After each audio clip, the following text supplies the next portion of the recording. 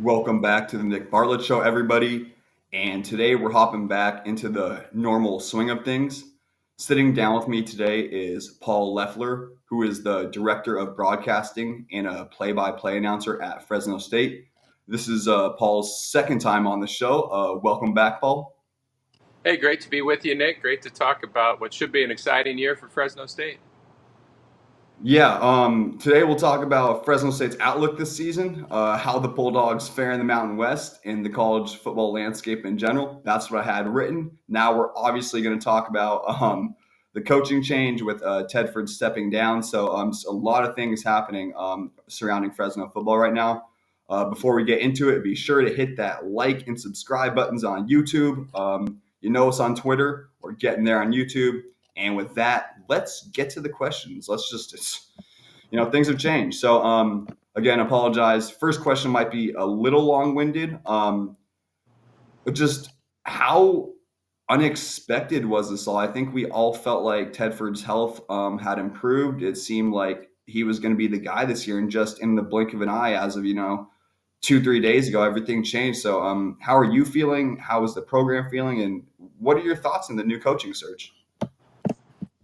Yeah, well, Nick, everybody watching right now is in the same boat. Tomorrow is never guaranteed for any of us, and every day is a gift, and we can't take anything for granted. And I think that's really the underlying truth behind the story with Coach Tedford is that if it's up to him, he's out here on this field coaching this team this year because he loves this program, he loves this community, he loves his players. It just got to a point where physically his medical condition would not allow him to continue. And I think the reason the timing unfolded the way it did was, he wanted to be there. So last year he steps away for the bowl game. Tim Skipper leads them to this great victory, a dominant victory in the bowl game against a 10-win New Mexico State team. And then Coach Tedford is feeling better and, is really believing he can do it. But sometimes what we want to do is not what we're able to do. And I think he made a really tough but correct decision to say, you know what, there are things in life more important than football. And he's going to be with his wife, Donna, and his family. And I know he's still going to be out here with the Bulldog family, too. And he's only going to be a phone call or a text away. And I'm sure his insight, his decades of football intellect and wisdom, they're going to come in handy. I'll say one more thing about it, Nick. Every coach is different, and some coaches delegate more than others. Coach Tedford has trained up some really great coaches under him. Look at Kalen DeBoer at Alabama. Look up what he said about Coach Tedford this week, and you'll see the kind of respect that this man holds. But he only knows one speed, and that speed is all in all the time. He's a detail guy. That's what's made him great. But that's what means at this point he really can't coach anymore because he wouldn't be able to do it the way he does it, which is a consuming passion. And that consuming passion has been a gift to this community, to this university. And I do think if you're ever going to be in this situation, which no one wanted, this isn't the way Tim Skipper wanted his opportunity to be the interim head coach. But if you're ever in this situation, this is probably about as smoothly as it could go because Skipper has demonstrated already in the bowl game he can take over in a tough situation and lead the team to victory. Now he just needs to try to do that on the road in the big house against the defending national champion because Fresno State opens at Michigan August 31st.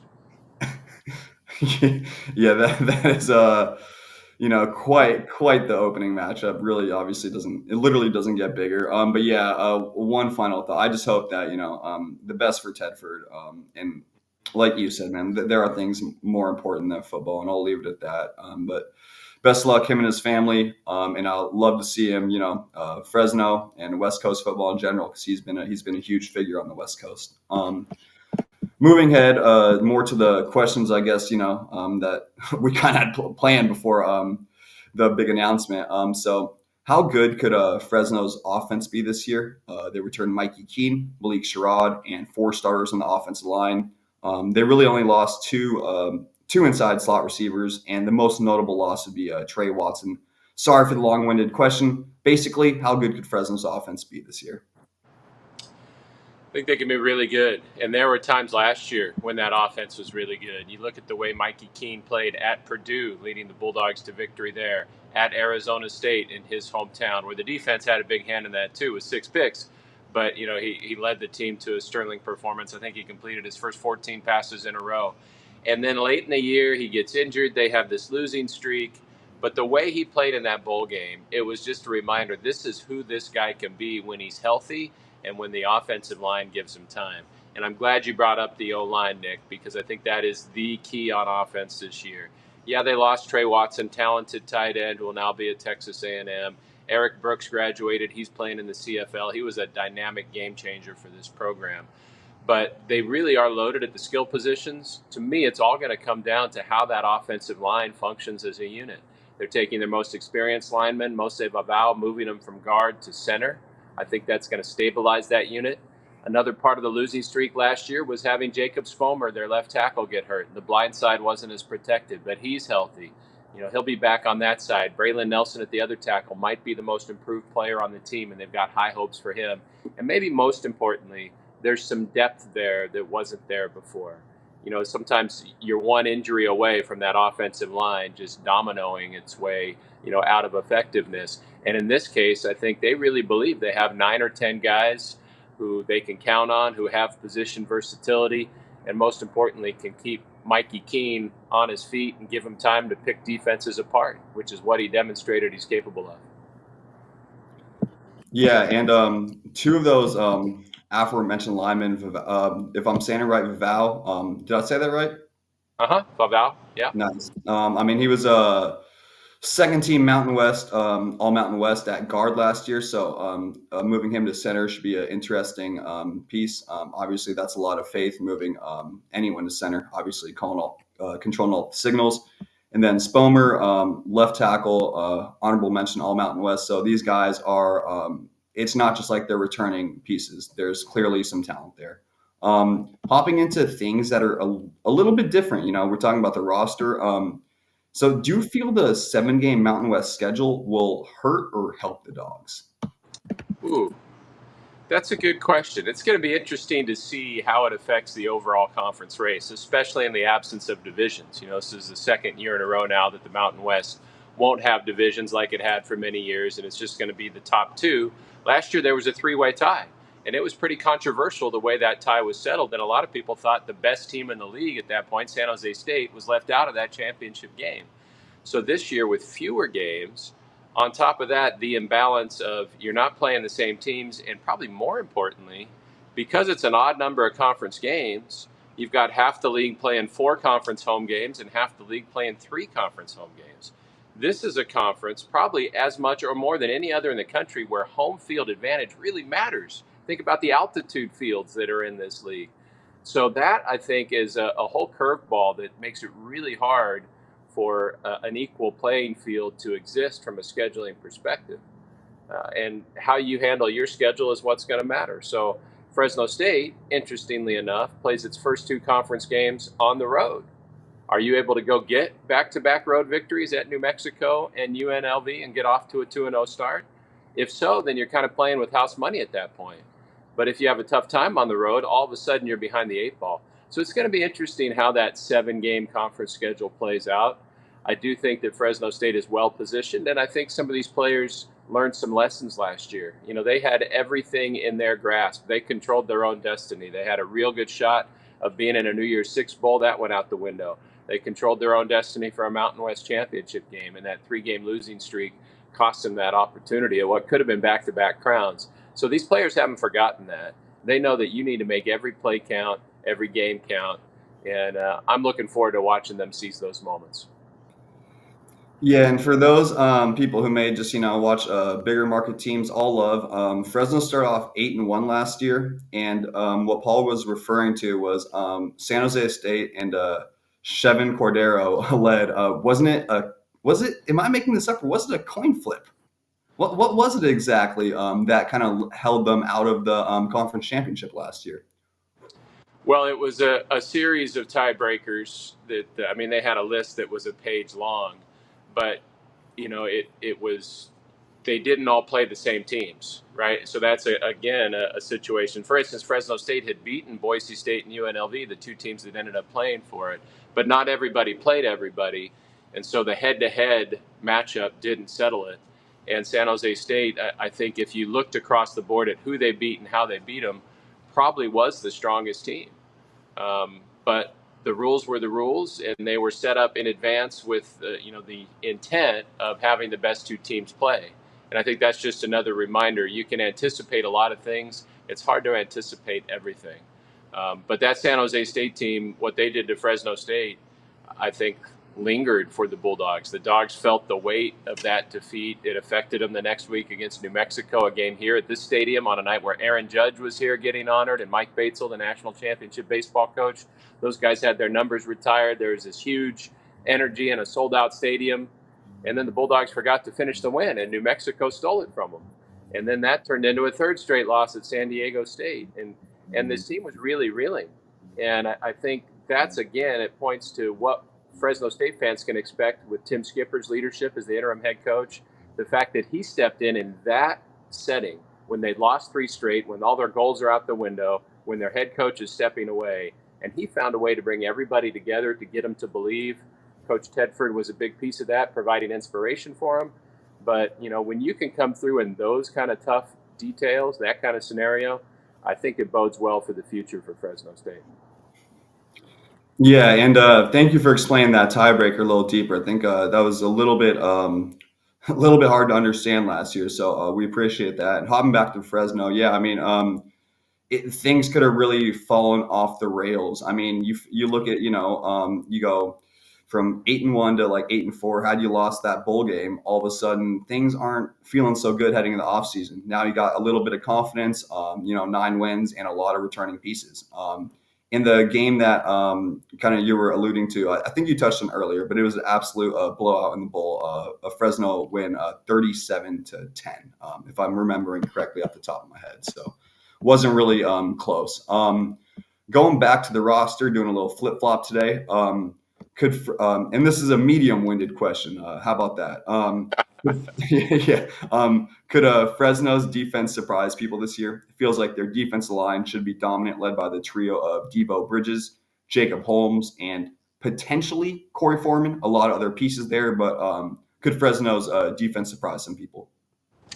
I think so, Nick. I think that's a great question. And because the offense is going to steal headlines, right? Mikey Keene's the preseason all-conference quarterback. Malik Sherrod averaged 120 yards from scrimmage the last 9 games last year and is a dynamic playmaker. And they brought in some transfer receivers who were big-time players last year. So they're really loaded on offense.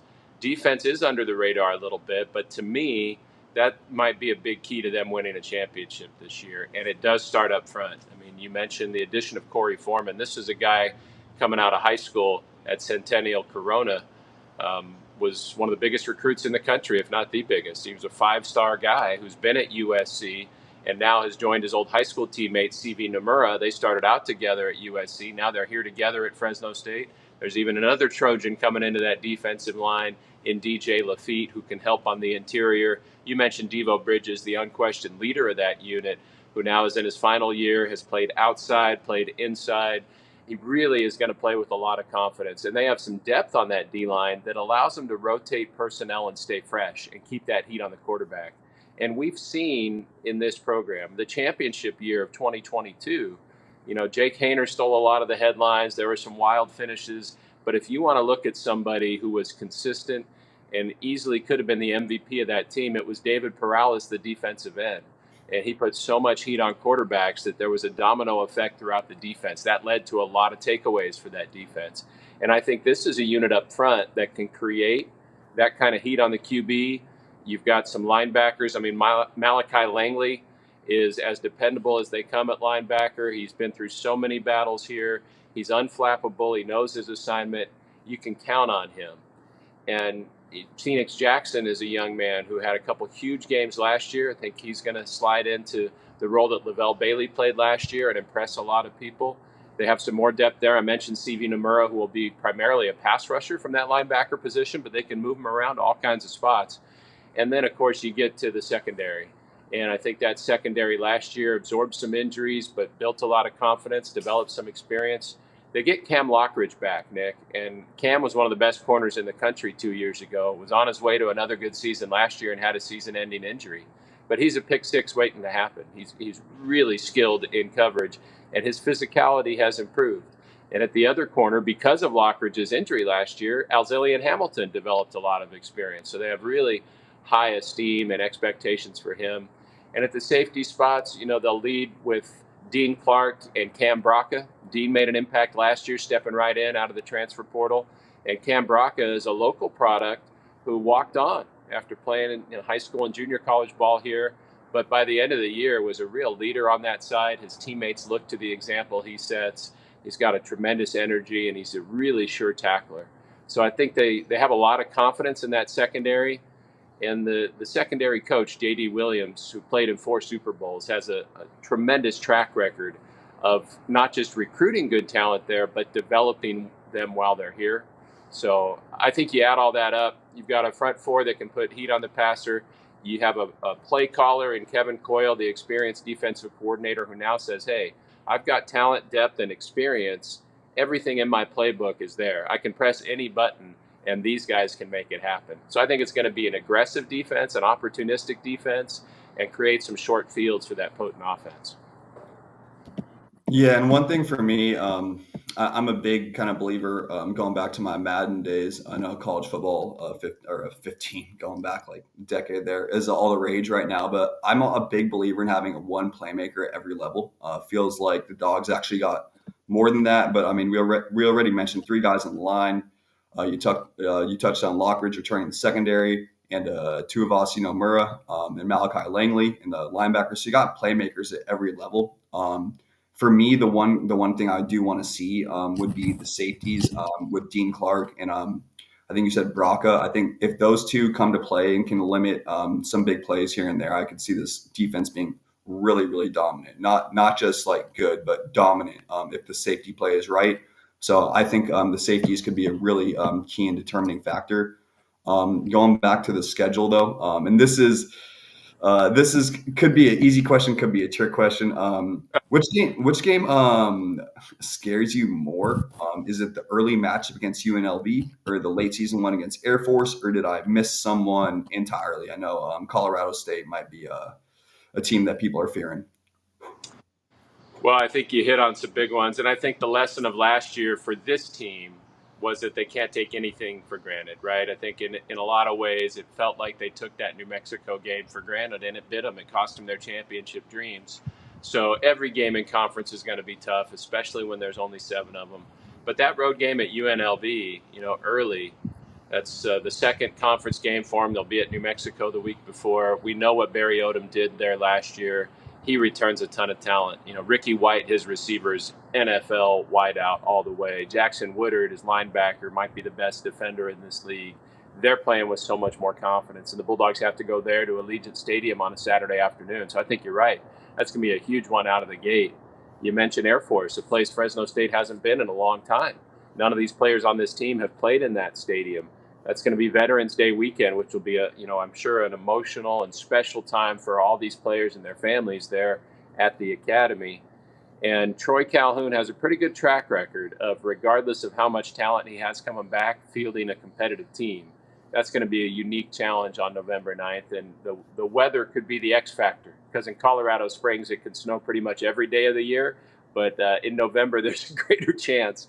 So, yeah, they're going to have to buckle up for that one. But the game you mentioned at the end, Colorado State, I think is going to be a lot more intriguing than people realize right now. That'll be the last conference game, because Fresno State actually finishes the season at UCLA. Kind of strange to play one of those non-conference games after Thanksgiving, but that's what they have this year. And so November 23rd against Colorado State here at Valley Children's Stadium is the last conference game. If this team achieves its potential, then a conference championship game bid is likely going to be on the line there. Colorado State hasn't been to a bowl since 2017. They're hungry, and their best player, far and away their best player, Torrey Horton, one of the best players in the league, grew up right here in Fresno, coming to watch Devontae Adams play on this field for Fresno State. Fresno State didn't recruit him. He was a skinny, undersized guy coming out of high school, and the Bulldogs didn't give him an offer.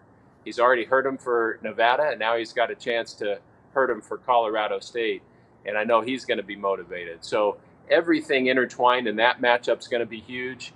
And by that point, we'll have a feel whether Colorado State has higher stakes, if they're going to be a bowl team. They've got 7 home games this year, so they've got a pretty good chance of making a bowl, and they might have a lot on the line that day. So I think that matchup is one that people are probably overlooking, but once it rolls around right before Thanksgiving, is going to mean a whole lot.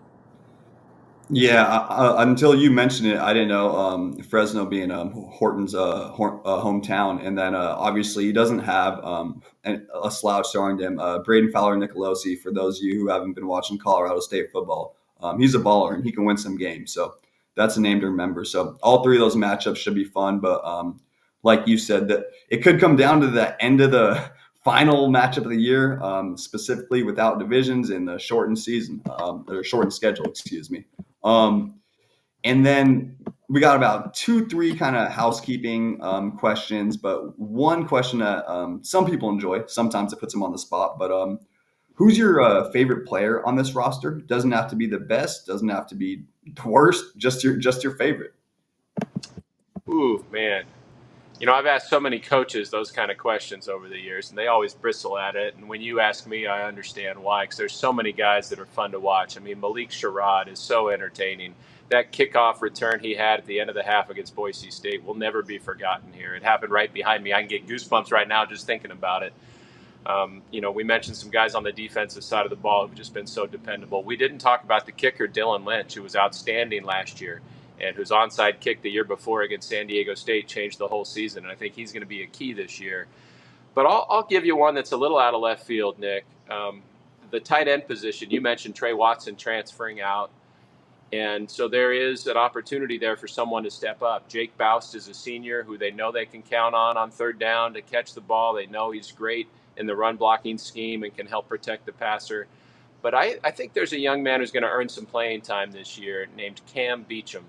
Now, he's a walk-on, but if you look at him athletically, he looks the part. They had a halftime promotion of basketball this last year where some of the football players, Malik Sherrod was another one, but Cam's out there wearing a giant hot dog suit, going coast to coast and dunking the ball. I mean, that's the kind of athlete this guy is.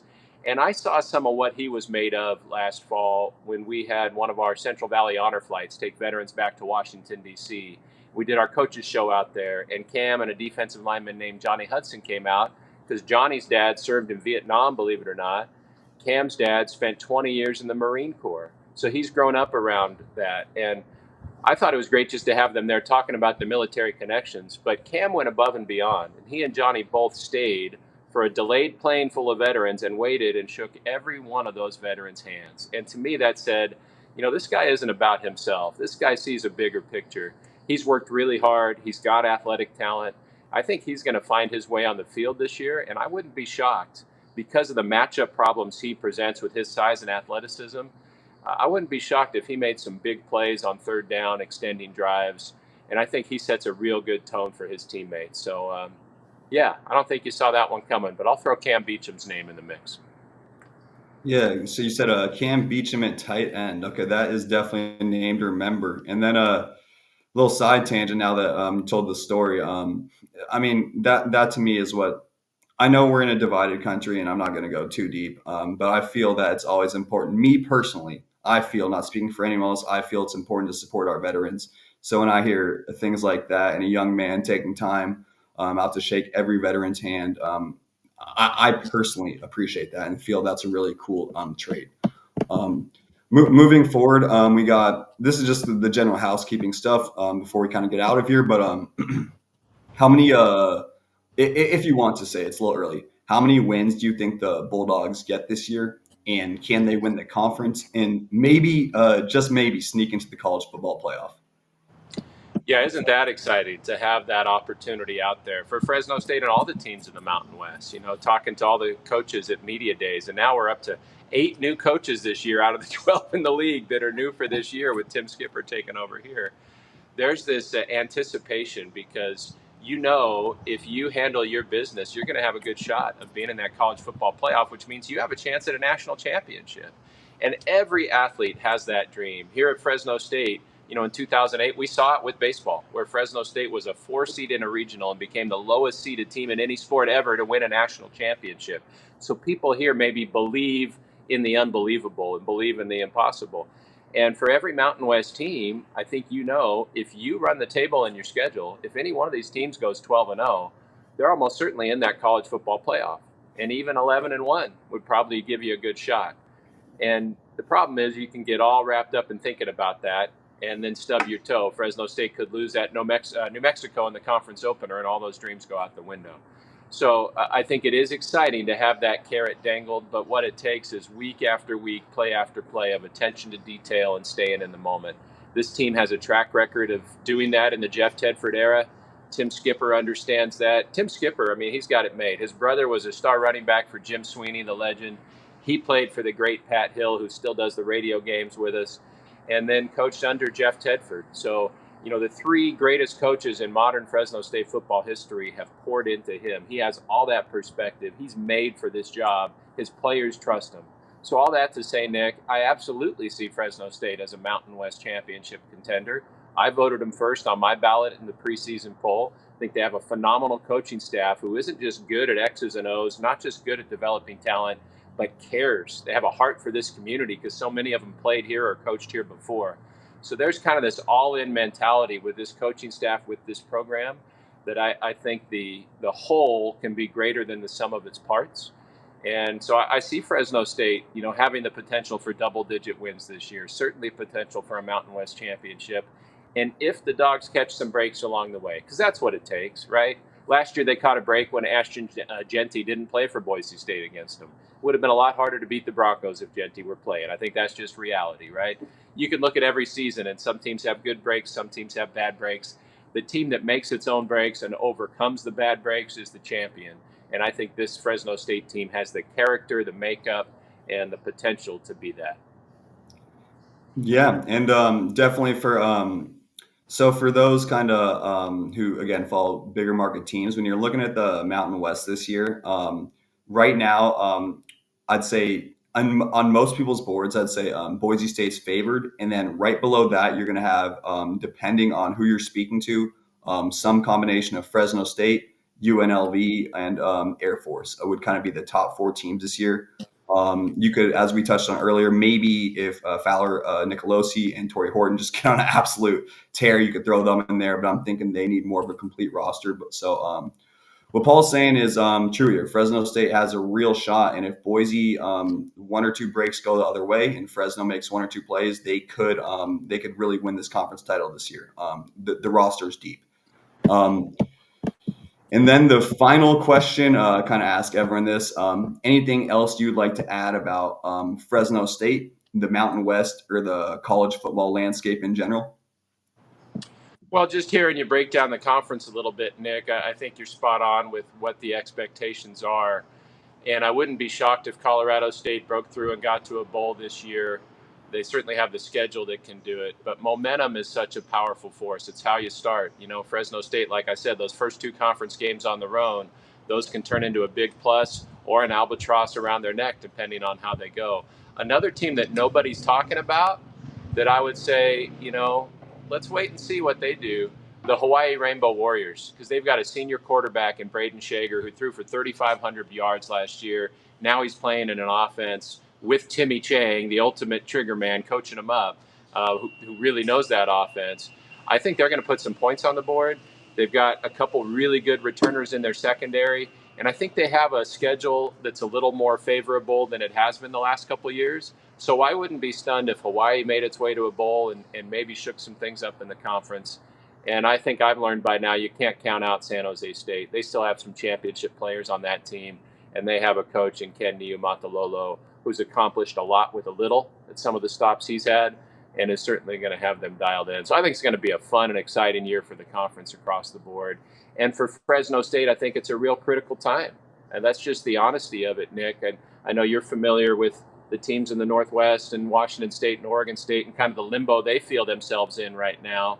Maybe Fresno State will be a part of whatever happens in the future with those teams. But I think the Bulldogs are in a similar spot where they know they can compete on the field with anybody in the country. It's off the field with TV deals, with budgets that they can get held back and that chasm can grow. So I think this is a critical year for Fresno State as you anticipate some more shifting in the landscape to control what they can control, to put their best foot forward and say, hey, this is who we are. And a lot of that dynamic comes right where I'm sitting right now. There's somebody going to be sitting in this seat on September 7th. Last year, Fresno State led the nation in group of five attendance. Nobody in the country outside of the Power Four had more fans at their games, had a greater capacity of their stadium full than Fresno State. And that needs to happen again this year. And it's the red wave, as they're called here, that in my mind becomes the secret sauce for Fresno State's success. So I can't wait to see them all in here with us on September 7th and all 6 home games and see what kind of ride these Bulldogs can take us on. Yeah, and definitely, you mentioned teams like WSU, Oregon State, Fresno State, San Diego State, Boise State. Those are kind of the 5 teams you'd look at. Maybe I'm missing 1 or 2. Sorry if I'm skipping you off the top of my head. That really could be making some moves in conference realignment. With all the news, and I'm not going to speculate, there's probably better guys on the East Coast covering what's going on with Florida State and Clemson, but it doesn't feel like they're too happy. And it does feel like some spots are going to open up. In the ACC. So, it should be very, very interesting to see what happens over these next few years. And then before I kind of get us out of here and, do all the closing, final thank you, I just want to say I personally, I've always, another team you touched on too, I'll say Hawaii's in there too for unique culture, but Fresno State is a team I've always, I enjoy the culture of their team. We have a lot of, colleges in big cities. We have a bunch of colleges in small towns, and each place does have their distinct flavor for sure. But Fresno has just a little bit more of a unique style. I'm coming back way too late to this reference here, to be perfectly honest. I wanted to say earlier, but as you touched on, it's community. You look at all these guys who are staying around, still helping the program. You got all the fans who show out. And like you said, what was it, the best group of 5 attendance? I mean, that speaks for itself. That speaks for itself. You got a team that's knocked off UCLA 4 times in a row. We didn't throw that one out there. And so Fresno State, along with me just appreciating the culture, really is also they're holding it down on the football field. I wish there was another way to say that. So always appreciate covering Fresno. Always appreciate, speaking to someone from the Central Valley. And I just really appreciate the culture. And, it should be pretty cool to see what happens this year. So just want to say thank you again for coming on the show, Paul.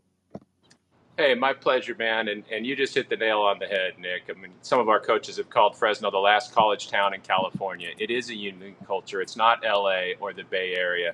People here, I think, like to call it the real California. And we've got a brand new athletic director in Garrett Classy who seems to really understand that. He's been at some of the top programs in the country like Wisconsin and Alabama and Oregon, comes most recently from Houston. But I think he's hit a really good introductory tone with the fan base to say, hey, I get you. I value you. I'm not overlooking you like others may. And when everybody gets on the same page here, there's really no limit to what can happen. So I think you're dead on, and you got me excited just talking about it. So thanks, Nick. Yeah, of course. I'm excited this year. The Mountain West, a lot of plots and twists this year with those 4 teams, and Fresno is definitely a player. So it's always interesting to hear your take. And like I touched on, should be fun times in the Central Valley this year. Fresno's got some talent. Just watch. So you can follow Paul Twitter at 356 Loeffler. And again, just to spell that out, that's at P356 LOEFFLER. And the website is hometownheroesradio.com. Not spelling that one out, but again, the site is hometownheroesradio.com. Thank you everyone for watching again, and stay yourself.